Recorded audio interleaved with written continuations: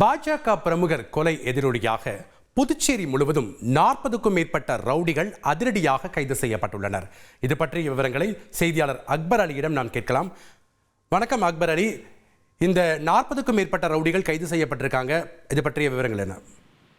வணக்கம். புதுச்சேரியில் பாஜக பிரமுகர் கொலை வழக்கு எதிரொலியாக போலீசார் அதிரடியாக 40 ரவுடிகளை கைது செய்துள்ளனர்.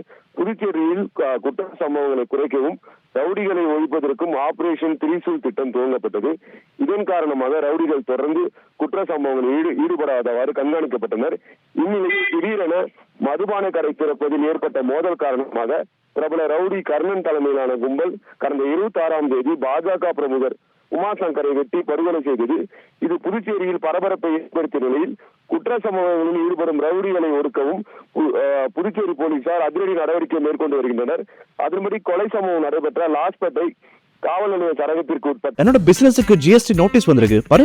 உடனே ஜிஎஸ்டி எக்ஸ்பர்ட் பேசு. உடனே எப்படி கிடைக்கும்? பாஸ் வாலா பி தி பாஸ்.